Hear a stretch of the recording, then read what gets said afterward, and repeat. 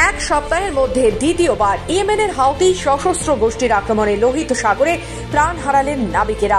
ঘটনায় মৃত্যু হয়েছে অন্তত 4 জন নাবিকের, নিখোঁজ 15।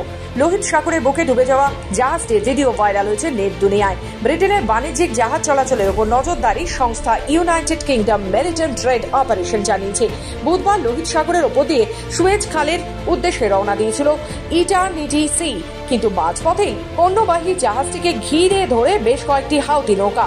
এরপরই সেটি লক্ষ্য করে পরপর রকেট হামলা চালানো হয়। মিসাইলের ছাড়কার হয়ে লোহিত সাগরে তলিয়ে যায় ইটারনিটি সি।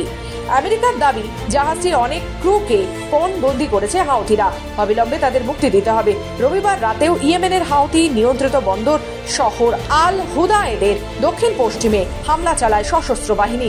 সোমবার শেষ দফায় হামলায় হাউথিদের বিস্ফোরক বোঝায় কয়েকটি ড্রোন বোট আঘাত করে 2টি পণ্যবাহী জাহাজে। লোহিত সাগরের উপরে দাউ দাউ করে জ্বলতে থাকে জাহাজটি, পরে সেটি তলিয়ে যায়। ব্যুরো রিপোর্ট, খবর বাংলা।